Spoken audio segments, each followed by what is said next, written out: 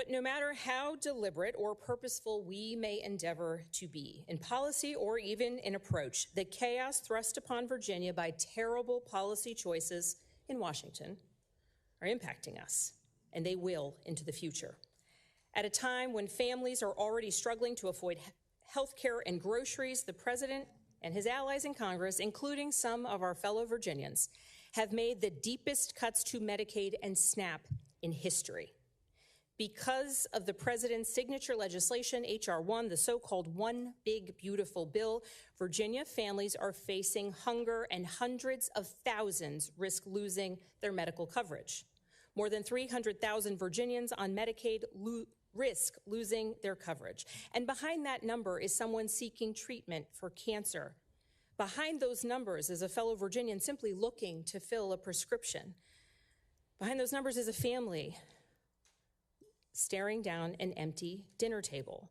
While this bill passed Congress along partisan lines, the hurt it will cause to hardworking Virginians, young families, rural health clinics, safety net hospitals, and ultimately Virginia's economy knows no party. The members of these committees know for a fact that the so-called One Big Beautiful Bill is already massively impacting the choices that we are making here in Virginia as we try to mitigate the harm. We also know that this is just the beginning, because this law will continue to shift monumental costs from the federal government to the states, to our state's budget, while eking away at our country's healthcare system as additional elements of H.R. 1 go into effect year after year, with some of the most damaging elements cynically set to go into effect after the 2026 and 2028 elections.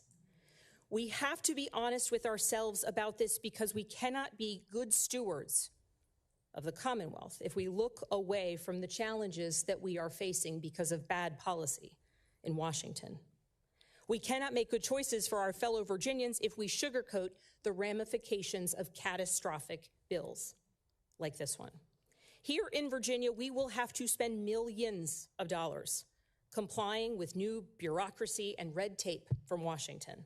Dollars that should be improving access to care, strengthening our schools, fixing our roads, and keeping our communities safe.